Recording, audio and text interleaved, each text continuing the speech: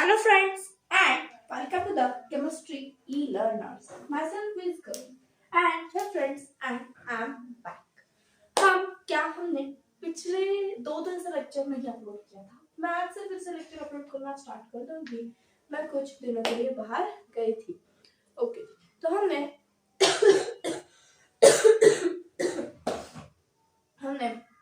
Last lecture में क्या पढ़ा था? तो हमने लास्ट लेक्चर में हमारी PPT that is a valence bond theory ये टॉपिक हमने कंप्लीट किया था। अब हम क्या करने वाले हैं? हम अब क्रिस्टल फील्ड थ्योरी कर ये टॉपिक को आज के लेक्चर में फिनिश करने की पूरी तरह की कोशिश करेंगे।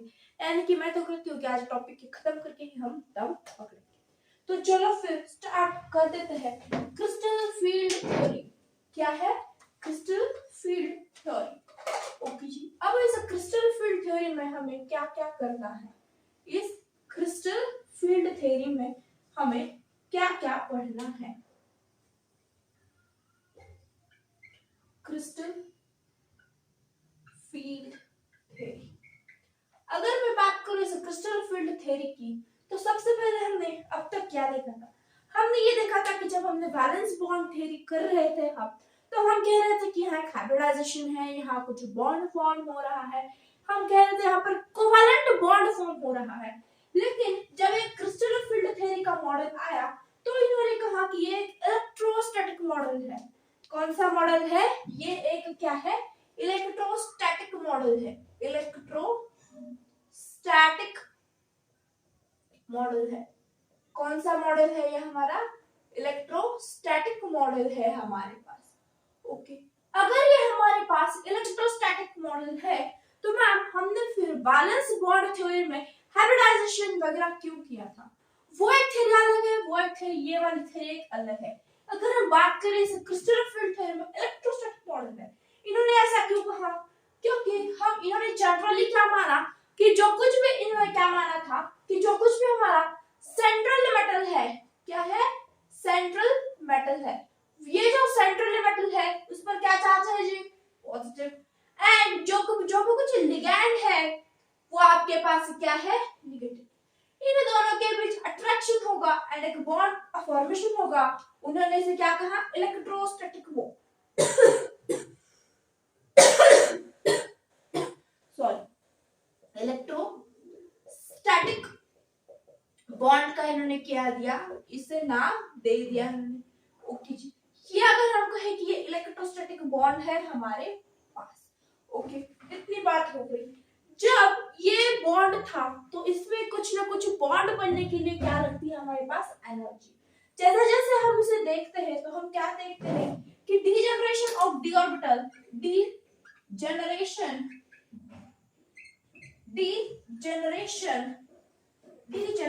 of d orbital, degeneration of d orbital। अब ये किस तरह से डिजेनरेशन होगा वो हम देख लेंगे। d orbital breaks when ligand, क्या होगा हमारे पास? Degeneration of the d orbital। अब ये किस तरह से d orbital का ब्रेकडाउन होगा या फिर डिजेनरेशन होगा वो हम देख लेंगे। ligand approaches the central metal atom, approaches the central metal atom। Okay जी, ये आपके पास हो गया। मैम क्या लिखा है आपने? वो कुछ भी समझ में नहीं आ रहा है। Degeneration of the d orbital breaks। Okay जी, अब ये डिजेनरेशन क्यों हो रहा है? सबसे पहले तो क्योंकि जब डिजेनरेशन होता है तो यहाँ पर हम क्या कह सकते हैं? कुछ रिपल्शन होगा इनके बीच। सो लिखिए, आप लिखते चले जाना, मैं आपको एक्सप्लेन कर दूंगी। Due to repulsion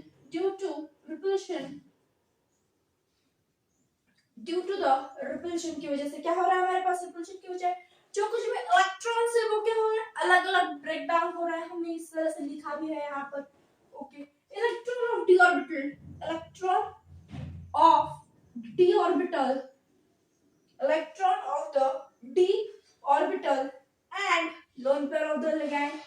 and lone pair of the ligand किसके किसके बीच में हो रहा है हमारा repulsion? Due to repulsion of electron of d orbital and a lone pair of the that ligand लिख सकते हो, लोन पेयर ऑफ लिगैंड, ये एक रीजन है उसका। ओके जी, सो दैट्स व्हाई इसमें क्या होती है, हमारे पास स्प्लिटिंग होती है। अब क्या होगा, हमारे पास स्प्लिटिंग होगी, स्प्लिटिंग होगी। अब ये स्प्लिटिंग किस तरह से होती है, एक तो ऑक्टाहेड्रल में एंड एक टेट्राहेड्रल में स्प्लिटिंग होती है। किस तरह से स्प्लिटिंग होगी, ये स्प्लिटिंग में हमारे पास ऑक्टाहेड्रल एंड टेट्राहेड्रल में होती है। ऑक्टाहाइड्रल एंड टेट्राहाइड्रल में ये क्या है, हमारे पास स्प्लिटिंग होती है। आई होप आपको इतनी बातें क्लियर होगी। यस यस, इस तरह से हमें क्या है, ये स्प्लिटिंग देखने को मिलती है, octahedral and the tetrahedral. Okay जी, आई होप आपने इतना लिख लिया होगा। हम बढ़ते हैं अब आगे की। अब ये ऑक्टाहाइड्रल में किस तरह से हो गया, टेट्राहाइड्रल में किस तरह से हो गया, हम दोनों तरफ भी देख लेंगे।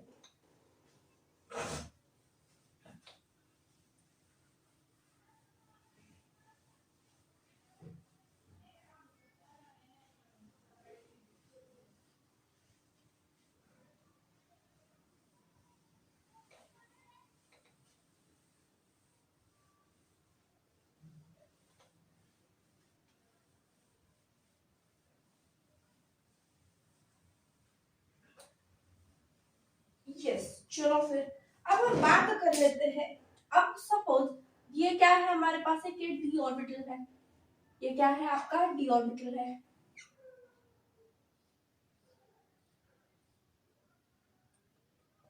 ये क्या है आपका डी ऑर्बिटल है। अगर ये आपका डी ऑर्बिटल है तो इन्होंने यहाँ पर एक क्या कहते हैं उसे, बैरी सेंटर लेवल थी यहाँ पर, क्या थी उनकी बैरी सेंटर लेवल थी, ये है उनकी बैरी सेंटर लेवल। ये हम किसके लिए बना रहे हैं, ऑक्टाहाइड्रल के लिए हम ये फॉर्म कर रहे हैं। ये क्या है उनकी बैरी सेंटर लेवल, बैरी सेंटर लेवल। ओके, जब ये इसके स्प्लिटिंग होगी तो ये किस तरह से होगा, ये किस तरह से हमारे पास फॉर्म होता है, ये ऊपर 2 में एंड ये नीचे 3 में डिवाइड होते हुए आपको नजर आता होगा। यस, अगर हम बात करें इसकी एनर्जी की, अब देखो ये उनकी एनर्जी लेवल थी, ये है एंड ये है। अगर मैं आपको बताऊं इनके बीच का जो गैप है हम उसे क्या कहते हैं, डेल्टा ओ। हम इसे ऑक्टाहेड्रल किससे डिनोट कर रहे हैं, ओ से, एंड डेल्टा मींस उसका चेंज एनर्जी गैप कितना है, ये हम इसे डेल्टा ओ से डिनोट करते हैं। अब ये क्या है, 2 है एंड ये हम इसे क्या लिखते हैं, 3/5 एंड इसे हम क्या लिखते हैं, माइनस ऑफ 2/5 डेल्टा ओ हम इसे लिख देते हैं। ये हमारा पूरा का पूरा क्या है, डेल्टा ओ है। ओके जी, अब ये जो ऑर्बिटल्स है उनके कुछ नाम भी होंगे फिर, तो चलो लिख लो फिर। ये जो आपका नीचे वाला शो हो रहा है आपको, ये है d x y, d x z, d x y, d x z, और क्या बचा है, yes d y z, d y z. Okay, ये आपका हो गया डी वाई जेड। ये आपके हैं 3 तरह के ऑर्बिटल्स। मैम ऊपर भी कुछ नाम होंगे, यस है ना, d x square minus y square and d z square and d z square, ये आपके इन 2 ऑर्बिटल्स के नाम हो गए। इस तरह से होती है ऑक्टाहेड्रल की स्प्लिटिंग, इस तरह से क्या होती है हमारे पास ऑक्टाहेड्रल की स्प्लिटिंग। अब मैं आपको यहीं पर और एक चीज समझा देती हूँ। जब यहाँ से इलेक्ट्रॉन या फिर Eg से 2G में या फिर Eg से T2G में आएंगे, कहां से कहा, Eg से T2G में। अब ये Eg T2G क्या है, ये आपका Eg है, ये आपका क्या है, T2G है। ये क्या है, इन ऑर्बिटल्स के नाम है।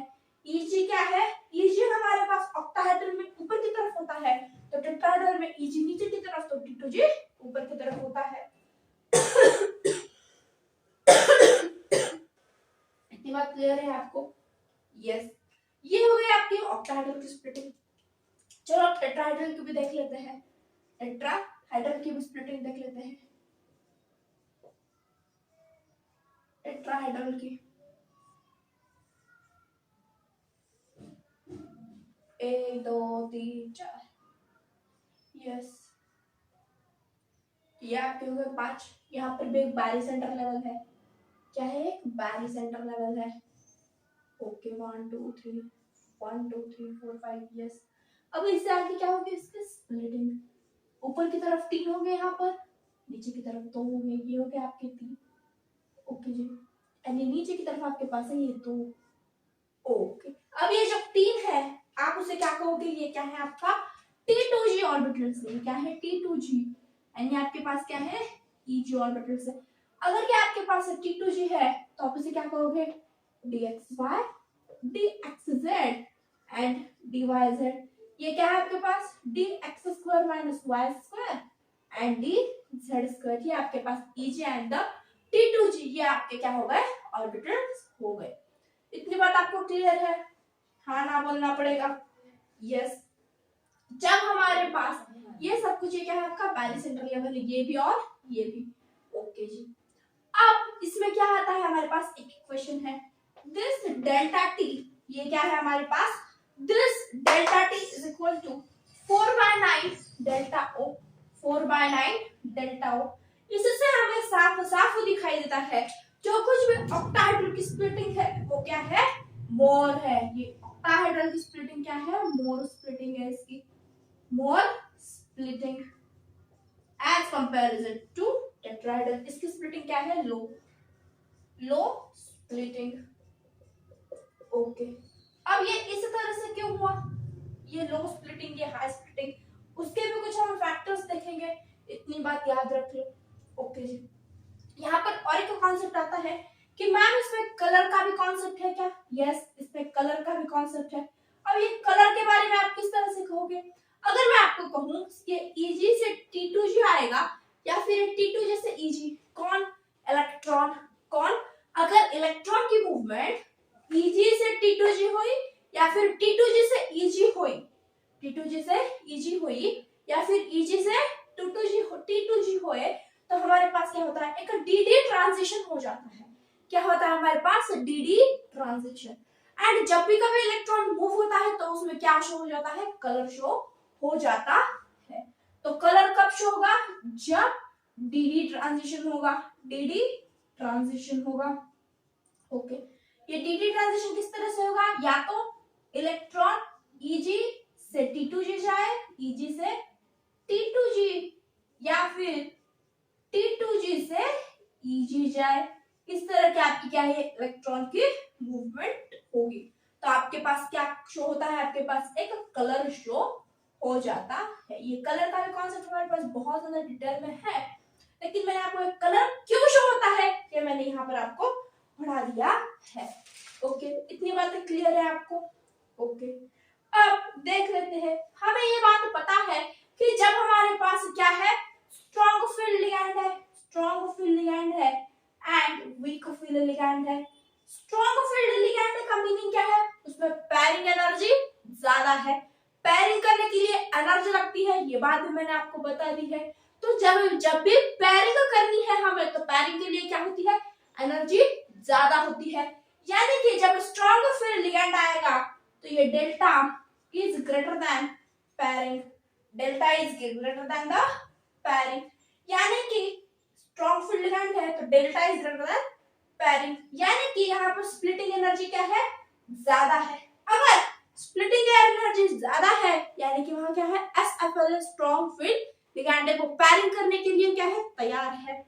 ओके जी, जब वीक फील्ड लिगैंड आता है तो हमारे पास क्या है, splitting energy is less than pairing energy, splitting energy क्या है हमारे पास, कम है, यानी कि वो स्प्लिट करने के लिए, पैरिंग के लिए वो क्या है, रेडी नहीं है। इतनी बातें आपको यहाँ पर पता चल रही होगी। यस, डेल्टा का मीनिंग क्या है, splitting energy, splitting energy, and इस पी का मीनिंग क्या है, पैरिंग एनर्जी, पैरिंग एनर्जी। इतनी बातें आपको पता चल गई। यस, इतना सब कुछ क्लियर है। अब हम कुछ फैक्टर्स की बातें कर लेते हैं। Factors affecting on CFSE, factors affecting on the CFSE, इतना लिख लो।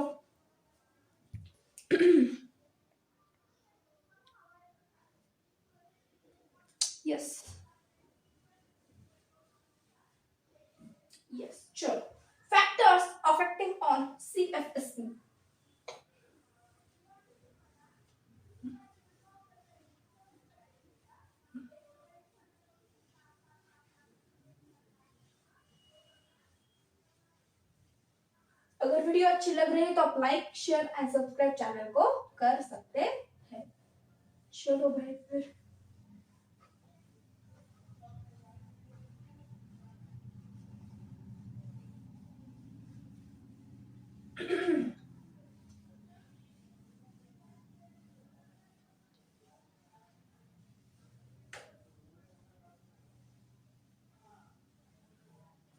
yes, factors affecting on CFSE.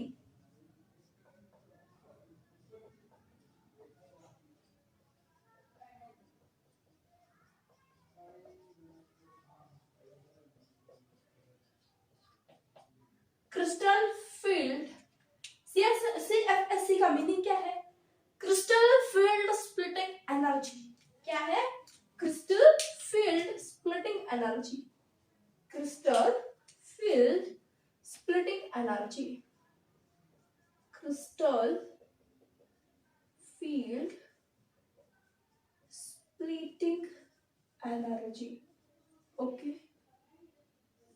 Crystal field splitting energy.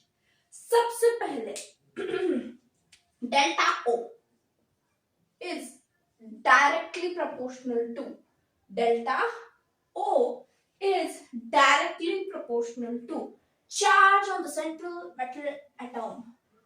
Charge on the central metal atom. Charge on the central atom किस तरह से? जब हमने ये वाला डायग्राम बनाया था, कौन सा वाला? जब हम ये ऑर्बिटल्स बना रहे हैं तो हम यहाँ पर क्या कर रहे हैं? यहाँ पर हम ये स्प्लिटिंग कर रहे हैं। हम क्या कर रहे हैं? यहाँ पर ये स्प्लिटिंग कर रहे हैं। जब ये स्प्लिटिंग हो रही है यानी कि सेंट्रल मेटल एटम पर अगर चार्ज है तो ही स्प्लिटिंग होगी, यानी कि जितना ज्यादा चार्ज होगा उतना ही ज्यादा इसमें क्या होगा? रिपल्शन होगा। अगर रिपल्शन होगा तो क्या होगी? अलग अलग एनर्जी गैप में डिवाइड हो जाएंगे। जैसा कि हमने देखा है एनर्जी गैप कितना है? 2/5 डेल्टा O। यहाँ पर क्या है? 3/5। सॉरी, यहाँ पर क्या हमारे पास 3/5 और यहाँ पर क्या है? 2/5 delta O minus of electric. ये क्या है? हमारे पास एक एनर्जी गैप आ जाता है। इसी तरह से यानी कि जितना ज्यादा चार्ज है उतनी ज्यादा क्या होगी? हमारे पास स्प्लिटिंग होगी। इसीलिए ये delta naught is directly proportional to charge on the central metal atom. Okay, उसके बाद ये वाला जो डेल्टा नॉट है वो डायरेक्टली प्रोपोर्शनल है जेड इफेक्टिव के। जेड इफेक्टिव किस तरह से? जिस तरह से उसमें चार्ज बढ़ता चला जाएगा, same reason z effective increases, attraction होगा। अट्रैक्शन होगा तो क्या होगा? हमारे पास जो कुछ भी है वो इलेक्ट्रॉन्स उसमें पास आएंगे। अगर पास आएंगे तो क्या होगा? उसमें रिपल्शन होगा। रिपल्शन होगा तो उसके जो स्प्लिट करने की एनर्जी क्या है वो ज्यादा लगेगी एंड एनर्जी गैप ज्यादा होगा। ओके जी, एंड ये जो आपका थर्ड पॉइंट है 3D 4D and 5D। 5D में सबसे ज्यादा हमें क्या देखने को मिलती है? CFSE। क्या देखने को मिलती है? CFSE, crystal field splitting energy. क्या देखने को मिलती है? Crystal field splitting energy. हम और एक बात बोल सकते हैं कि जिस तरह से हम डाउन द ग्रुप चले जाएंगे, डाउन द ग्रुप क्या होता है? Down the group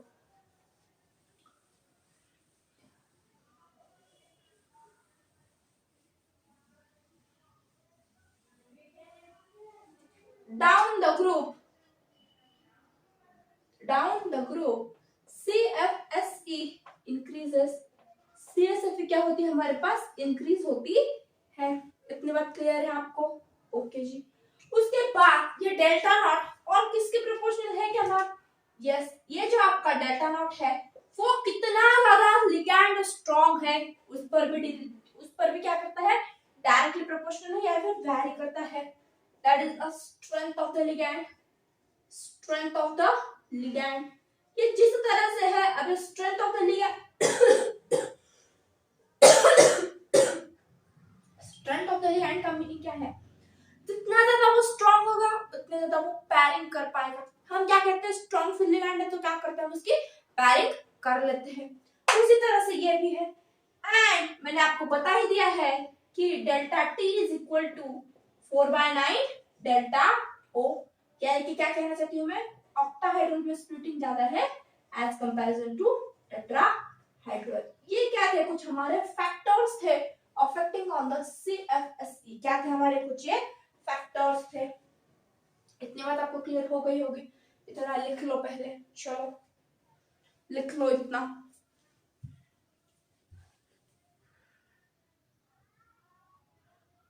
yes, I hope आपने लिख लिया होगा। यस, चलो फिर अब बात कर लेते हैं हमारे कलर के बारे में।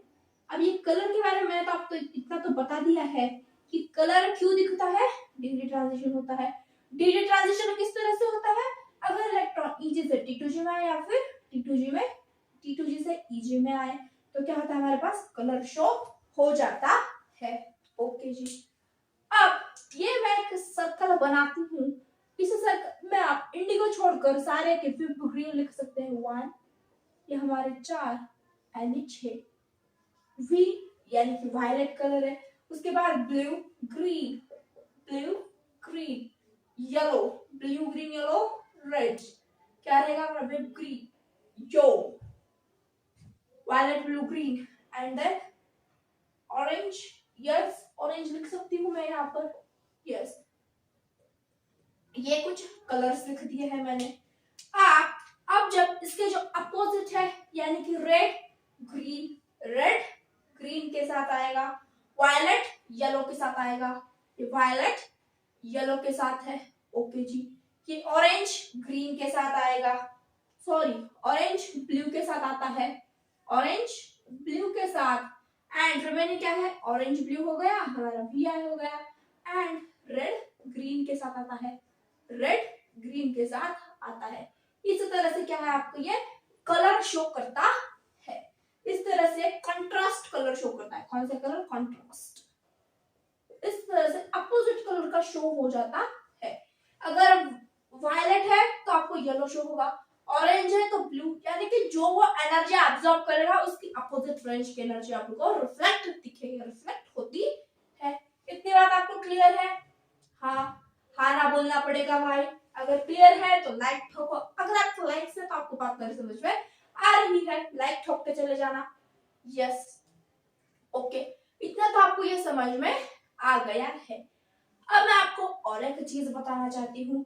जिस तरह से आप आगे बढ़ते चले जाओगे आपका लैम्बडा यहाँ पर डिक्रीज होता हुआ नजर आएगा। आपका लैम्बडा, आप जिस तरह से आगे आगे चले जाओगे आपका लैम्बडा इंक्रीज होगा। यानी कि आप जब वायलेट से रेड पर आओगे तो आपका लैम्बडा क्या होगा, इंक्रीज होगा। क्यों इंक्रीज होगा, आपको energy is equal to hc by lambda, ये इक्वेशन आपको मालूम होगी मेरे हिसाब से। E is equal to hc by lambda. E का मीनिंग क्या है, एनर्जी, यानी एनर्जी एंड लैम्बडा किस तरह से है, इनवर्सली प्रोपोर्शनल है। एनर्जी बढ़ती चली जाएगी तो लैम्बडा क्या होगा, डिक्रीज होता हुआ नजर आएगा। जब इस तरह से जाओगे तो एनर्जी बढ़ती चली जाएगी लेकिन लैम्बडा आपका इंक्रीज होता हुआ नजर आएगा। यानी कि यहाँ पर क्या है, एनर्जी डिक्रीज हो रही है तो लैम्बडा आपका इंक्रीज हो रहा है। तो इलेक्ट्रॉन आपका लैम्बडा क्या होता है, यहाँ पर इंक्रीज होता हुआ आपको नजर आता है। कुछ एग्जांपल्स कर लेते हैं कलर के बेसिस पर। ये वाला मुद्दा भी लैम्बडा का मैं आपको एक एग्जांपल के थ्रू समझा दूंगी। इतना लिख लो, चलो फटाफट से लिखते चले जाओ। अब एक एग्जांपल है हमारे पास TiH2O6+3, TiH2O6+3, ये क्या है मेरे पास, एग्जांपल है एक।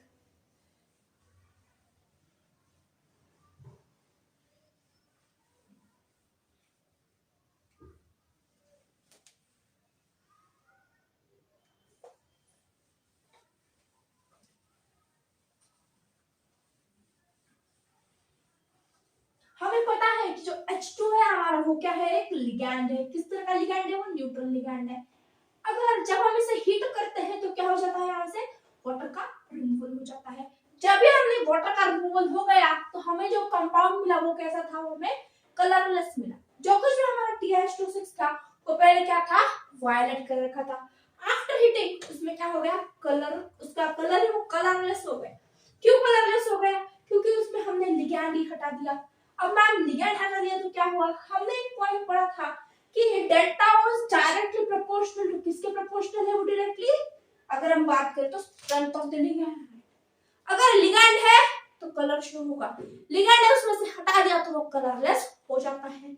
क्या एग्जांपल दिया मैंने आपको, TiH2O ट्वाइस है ना, H2O 6+3, ये मैंने आपको एग्जांपल दिया। मैंने इसे क्या किया, हिट किया।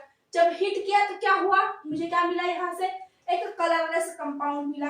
क्या मिला मुझे यहाँ पर, रिमूवल ऑफ वाटर।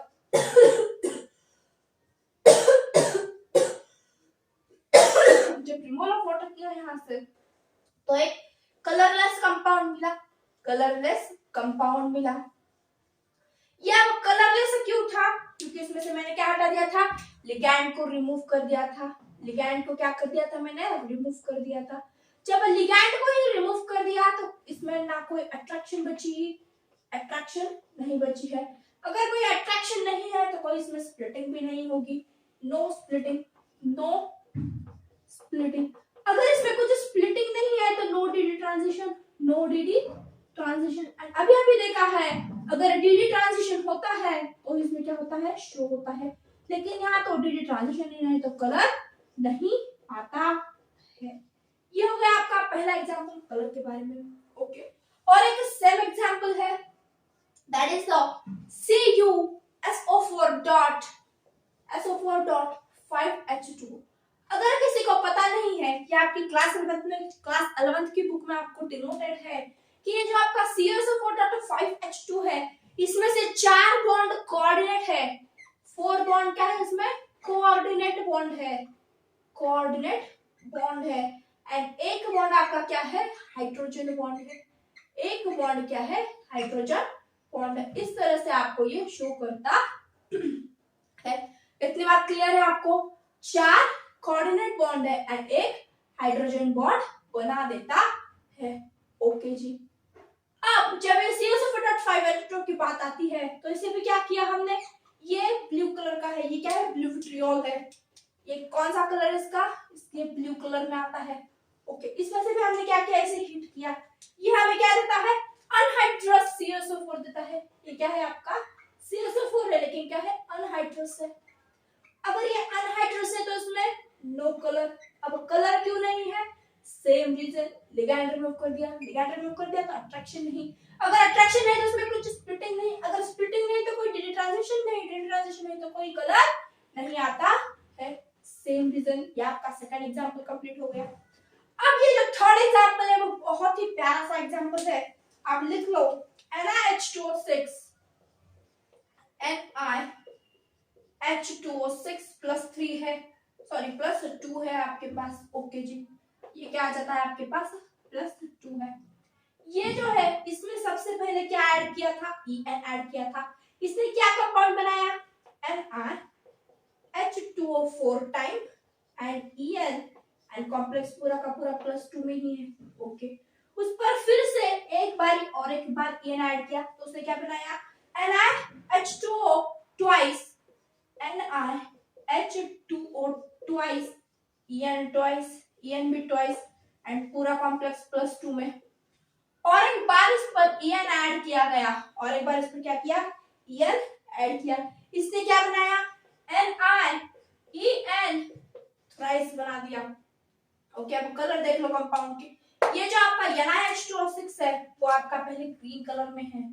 किस कलर में है, ग्रीन। उसके बाद जब इस पर En यानी कि ये क्या है आपका, एक SFL है, स्ट्रॉन्ग फील्ड लिगैंड है, SFL है।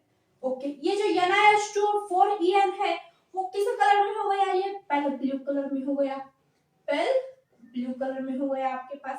फिर से En ऐड करने के बाद ये आपका किस कलर में हो गया, ब्लू या पर्पल, ब्लू या पर्पल बोल लीजिएगा। एंड ये लास्ट में आपके पास क्या हो जाता है, वायलेट कलर का आ जाता है आपके पास। किस कलर का आता है लास्ट में, ये आपके पास वायलेट कलर का आपको शो करने लग जाता है। ओके, इस पर से हम क्या कह सकते हैं कि जितना ज्यादा हम स्ट्रॉन्ग फील्ड लिगैंड लेंगे उतनी ज्यादा उसकी क्या होगी, जो कुछ भी पावर है वो बढ़ती चली जाती है। तो हम इसमें इसकी डिटेल में क्या लिख सकते हैं, अगर हम इसकी डिस्क्रिप्शन की बात करें तो सबसे पहले हमारे पास क्या है, ये जो आपका En है वो क्या है, स्ट्रॉन्ग फील्ड लिगैंड है। अगर ये हमारा स्ट्रॉन्ग फील्ड लिगैंड है तो इसकी CFSE क्या होगी, ज्यादा होगी। स्ट्रॉन्ग फील्ड लिगैंड की क्या होती है, CFSE ज्यादा होती है, मोर द CFSC। अगर इसकी एनर्जी ज्यादा है यानी कि स्ट्रॉन्ग फील्ड लिगैंड है तो एनर्जी भी ज्यादा है, एनर्जी ज्यादा है। एंड अगर आपने फिजिक्स में ये फॉर्मूला पढ़ा होगा E is equal to HC by lambda, तो जैसे जैसे आपकी एनर्जी बढ़ती है तो लैम्डा क्या होता है आपका कम होता हुआ आपको नजर आता है। वही आपके साथ ये सेम बातें हो रही है। यहाँ पर लैम्डा किस तरह से डिक्रीज हो रहा है, मैं आपको और एक बार डायग्राम बनाकर दिखा देती हूँ। किस तरह से बनाया था हमने वो, give me time just a minute. ये हमने क्या किया, सर्कल, इस सर्कल को 6 पार्ट में डिवाइड किया था, 3 4 5 6, violet, blue, green, violet, blue, green, yes. और कौन कौन से कलर थे, violet, blue, green, yellow, orange, red.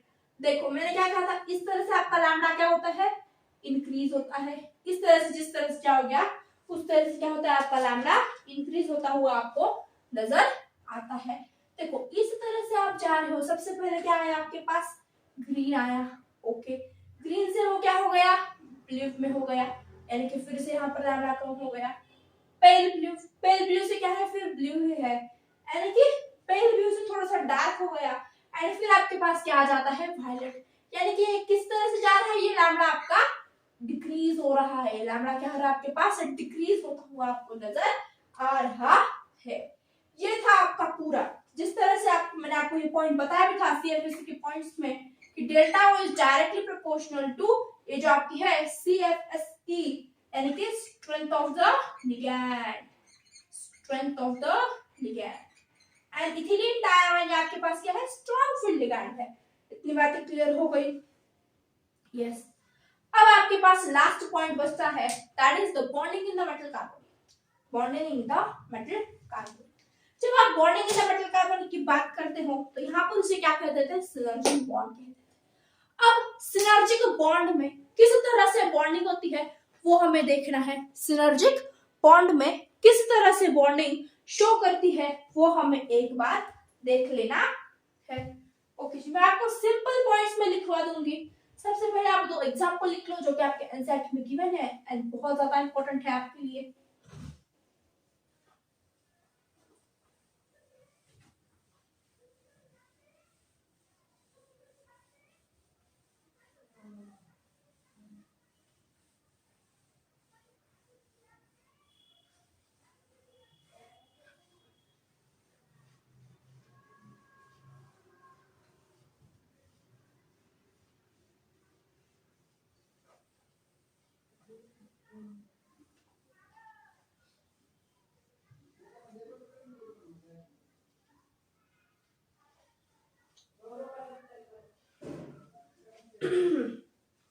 Okay जी, चलो फिर bonding in the metal carbonyl, bonding in the metal carbonyl.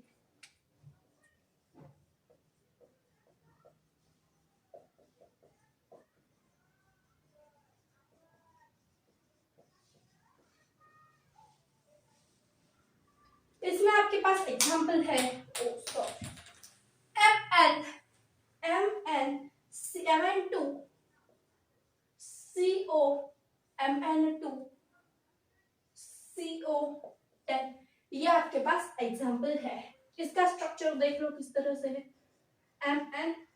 Mn से ज्वाइन है 1 2 3 4 5, 1 2 3 4 5।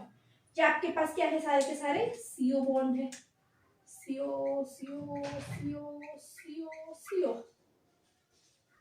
यहाँ से भी आपके पास क्या आ जाता है, CO आ जाता है। इस तरह से भी क्या है आपके पास CO है 1 2 3 4 5 में, इस तरह से नहीं आएगा आपका। एक एमएन के पास 5 CO 1 2 3 4 5, right. CO CO CO है CO, ये आपके पास क्या है एमएन CO10। ये आपके पास क्या है, एक क्या है आपके पास, मेटल कार्बोनिल का बॉन्डिंग है, ओके। और एक एग्जांपल है आपके पास, that is CO2 CO8 CO2 CO8 CO2 CO8। ये क्या है आपके पास, कोबाल्ट है।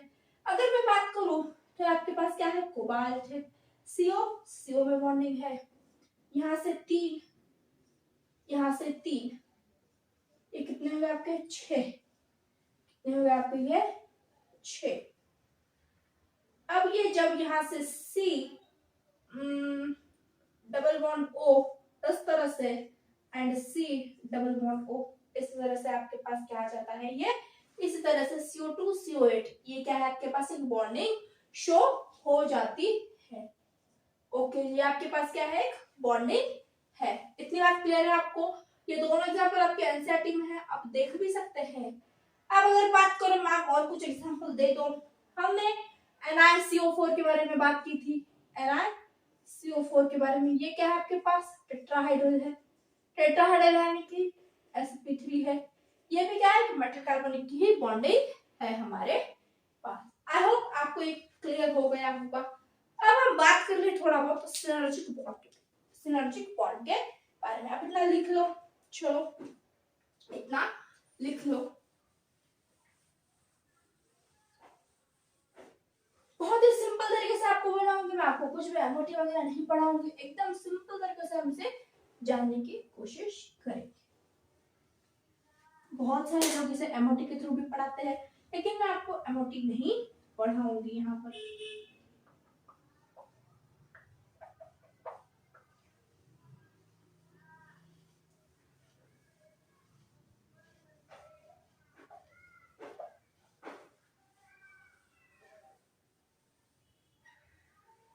यस, चलो अगर मैं बात करूं कि ये सिनर्जिक बॉन्ड में मेटल एंड कार्बन के बीच में सिग्मा बॉन्ड किस तरह से फॉर्म होता है एंड मेटल एंड कार्बन के बीच पाई बॉन्ड किस तरह से फॉर्म होता है, वो हमें देखना है।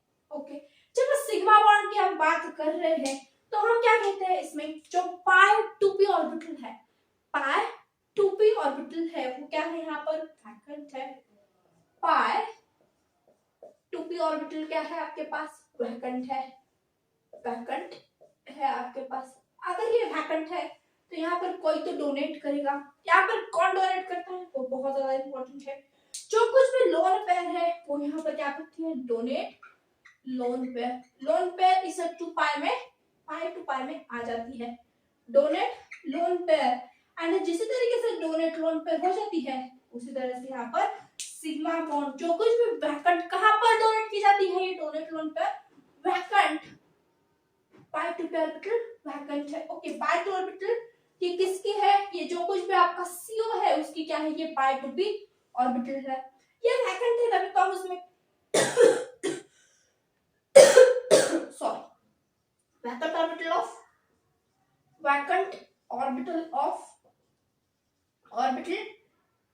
मेटल, ये आपका होगा यहाँ पर सिग्मा बॉन्ड। एंड अगर आप पाई बॉन्ड की बात करोगे तो यहाँ पर जो कुछ भी उसका 3d 4d मेटल है, एंड अगर मेटल है तो उसपे कुछ ना कुछ तो वैकेंट होगी। ऑर्बिटल फील्ड जो कुछ भी d ऑर्बिटल है, फील्ड d ऑर्बिटल डोनेट, ये कहां पर डोनेट करते हैं आप, यस थोड़ा सा सोचो, इट डोनेट्स तो कहां पर डोनेट करेंगे, एंटी बॉन्डिंग में, यानी कि पाई स्टार में क्या करेंगे, डोनेट करेंगे। ये थोड़ी सी थी आपकी कुछ एमओटी की कहानी। अगर मैं आपको एक सिंपल तरीके से बताऊं, एंटी बॉन्डिंग पाई स्टार में ये क्या होती है, उसमें किस में, लेकिन ऑर्बिटल ऑफ द CO में, ये भी लिख लीजिएगा, ऑर्बिटल ऑफ द CO में ये सब कुछ होता है। इतनी बातें क्लियर है जी? हाँ है, तो चलो सिंपल बातों में मैं आपको बता देती हूँ। जब कार्बन डोनेट करता है, जब CO का कार्बन डोनेट करेगा, तो क्या है हमारे पास, सिग्मा बॉन्ड फॉर्म होगा। जब CO का कार्बन डोनेट होगा तो क्या फॉर्म होगा उसमें, जब हमारे पास सिग्मा होगा। जब कोई मेटल डोनेट करेगा, तो क्या होगा हमारे पास, जब कोई मेटल डोनेट करेगा तो क्या होता है हमारे पास, पाई बॉन्ड का फॉर्मेशन होता है। किस फॉर्म का, पाई बॉन्ड का हमारे पास फॉर्मेशन होता है। अगर आप इतना भी ध्यान रखोगे तो आपको ये पूरी बातें समझ में आ जाएगी। अगर ये बात आप याद रख सकते हो तो बहुत ही बेहतरीन है। मैंने आपको दोनों तरीके से भी पढ़ा दिया है। ये आपका क्या है, पूरा का पूरा टॉपिक यहाँ पर होता है फिनिश। मैंने आपको सारे पॉइंट बता दिए हैं, लिमिटेशंस क्या है, फैक्टर्स क्या है, वो सब चीजें मैंने आपको पढ़ा दी है। अच्छे से इस टॉपिक को रिवाइज करो। अगर कोई दिक्कत है तो कमेंट सेक्शन में कमेंट करो, मैं आपको रिप्लाई जरूर दे दूँ। Thanks for watching and thanks for coming. अपने दोस्तों के साथ भी शेयर करना। अभी तक जिसे चैनल को सब्सक्राइब नहीं किया है चैनल को सब्सक्राइब कर देना। Thank you. एंड यस, हम नेक्स्ट क्लास में अब क्या स्टार्ट करने वाले हैं, chemistry in everyday life. Okay bye.